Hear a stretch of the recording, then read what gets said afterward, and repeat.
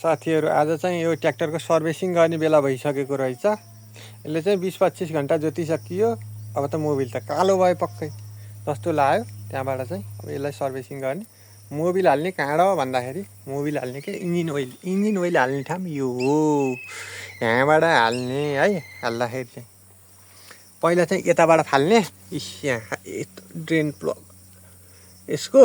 अनि यो चाहिँ मोबिल फिल्टर भयो। यसलाई ठ्याक्कै हेरियो नट खोल्ने। ठ्याक्कै यसलाई चाहिँ थोरै पेन्सिलले च्याप्प पार्ने, थोरै यसै तान्ने भक्कै आइहाल्छ।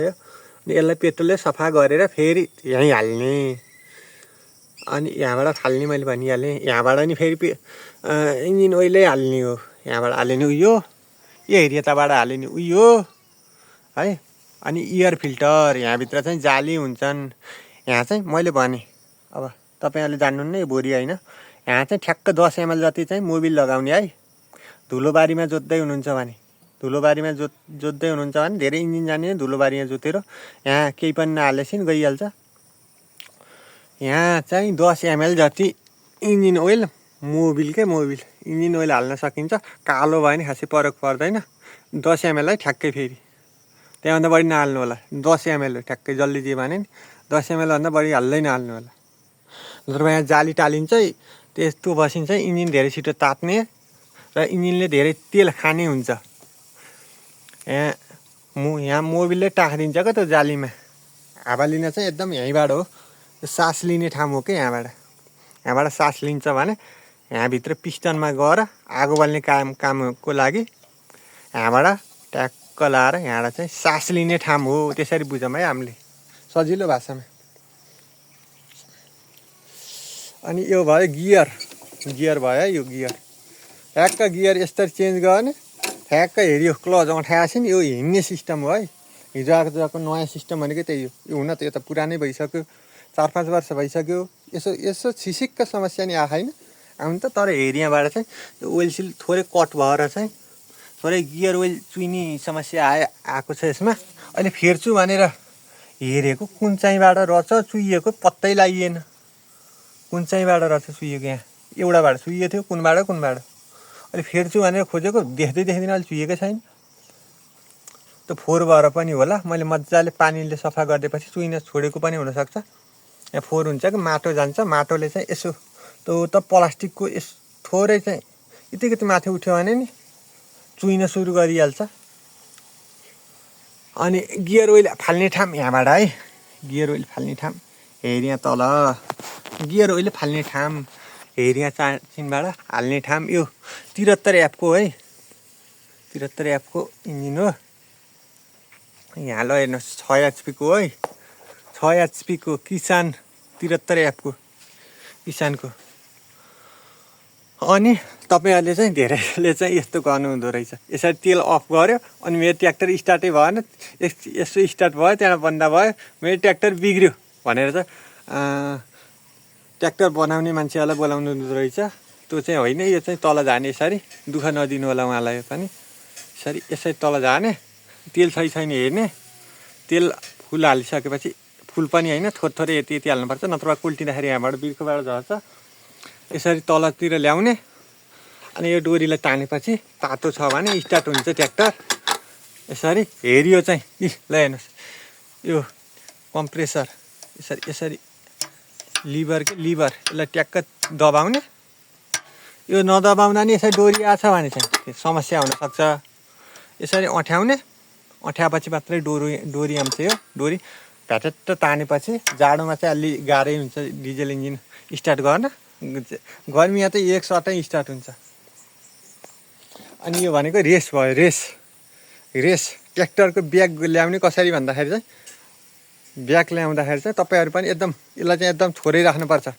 स्पिड एकदम कम राख्ने स्पिड है। स्पिड चाहिँ रेस चाहिँ एकदम कम लिने। पाट खासै पावरफुल नलिने। झ्याप्पै पछाडि आउँदाखेरि फेरि तपाईँहरूको खुट्टो पनि खान सक्छ। जोखिम हुन्छ। त्यो भएको कारणले चाहिँ पहिला हेरी अँठ्याउने ब्याक गियर है।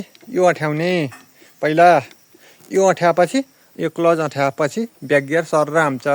ब्याक गियर आएन भने के गर्ने तपाईँहरूले के गर्न सक्नुहुन्छ भन्दाखेरि चाहिँ हेरी ल हेर्नुहोस्। हेरी यो तार छ नि यो तार हेरी माथिबाट कस्ने ठाउँ हुन्छ है। यहाँ ल हेर्नुहोस् हेरिया ठाउँ कस्ने ठाउँ हुन्छ यसलाई कस्दिनु होला, ठ्याक्कै उल्टे पारामा कस्ने, ठ्याक्कै उल्टे हुन्छ क्या यसको। खोल्ने तरिकाले चाहिँ कस्दिनु भयो भने चाहिँ कसिन्छ। त्यहाँ आफैले विचार पनि गर्नु होला। अनि यो भयो भने यो चाहिँ के को भयो भन्दा क्लचको भयो। क्लच पनि यो क्लचले पनि कहिलेकाहीँ काम नगरेको अवस्थामा चाहिँ किन काम गरेन, एकदम इन्जिनमा चाहिँ लोडै लिँदैन इन्जिनले, गियर बक्समा नि खासै प्रब्लम छैन भने चाहिँ हेऱ्यो चाहिँ यहाँबाट टाइट गरिने हुन्छ, यहाँबाट टाइट गरिने हुन्छ, दुई ठाउँबाट हल्का हल्का टाइट गरिदिनुहोस्। तल स्वाट्ठ तल जानुपर्छ, अनि त्यहाँबाट बल्ल चाहिँ पावर लोड लिन्छ ट्र्याक्टरले। अरू चाहिँ के भन्न बाँकी रहेर, अरू चाहिँ छैन त्यस्तो। अनि चाहिँ यहाँभित्र हुन्छ फिल्टर, भित्र तेल फिल्टर गर्ने फिल्टर हुन्छ। मोबिल फिल्टर भनेको यहाँ हुन्छ। यो रेसको तार भयो, हेरी रेसको तार यहाँबाट हुन्छ। तपाईँहरूलाई अरू के त सिकाउनु पऱ्यो। यो मोबिल फिल्टर भयो, यसलाई पनि प्रत्येकचोटि चाहिँ सफा गर्नुपर्छ। यसको इन्जिन ओइल सफा गर्ने भनेको लगभग नयाँमा त 10 घन्टामा, 8-10 घन्टामा, 10 घन्टामा चाहिँ नयाँ चेन्ज गर्नुपर्छ। अब यो त पुरानो भइसक्यो, यसलाई त अब 30 घन्टामा पनि चेन्ज गरे पनि खासै फरक पर्दैन।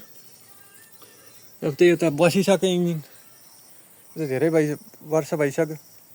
यो ट्र्याक्टर भनेको फेरि ल्याबाट चाहिँ बसेको छँदै छैन, चलेको यो, जोतेको जोते यो।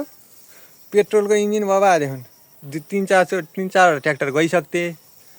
यो चाहिँ रोकिएकै छैन भन्दा पनि हुन्छ, ल्याएदेखि त 3 वर्ष नि बढी भइसक्यो, चलेको चले गर्दाखेरि चाहिँ यसमा विभिन्न समस्याहरू, हल्का फुल्का समस्याहरू, गियर बक्सतिर समस्या आयो यसको नि, अरू खासै फरक छैन। अरू इन्जिनतिर समस्या आएको छैन आजसम्म।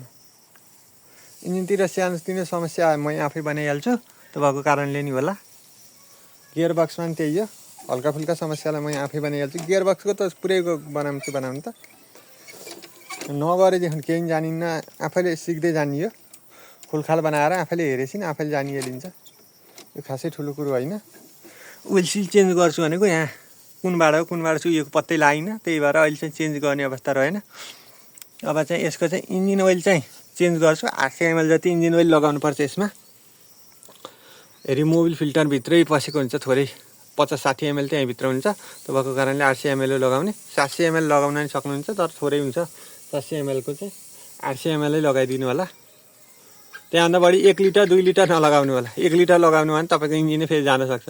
बरु कम भयो नि खासै फरक पर्दैन, थोरै कम भएर खासै फरक पर्दैन। धेरै भएपछि नि इन्जिनलाई चाहिँ एकदम लोड पर्छ। अनि गियर 2 गियरमा किन जान्न ट्र्याक्टर है, 2 गियर नलाउने कारण यहाँ चाहिँ गियर ओइल चाहिँ तपाईँहरूले चाहिँ लिमिटभन्दा माथि हालिदिनु भयो भने गियर ओइल 2 नम्बर गियरमा जोत्दैन, ट्र्याक्टरै बन्दा होला जस्तो हुन्छ। यसले पनि पहिला सुरुमा नजानेर त्यस्तै भएको थियो, सेम टु सेम त्यही हो। लोडै नलिने, हिलोमा लगायो भने लोडै नलिने, हिलोमा लसिन रोकिहाल्ने ट्र्याक्टर। इन्जिन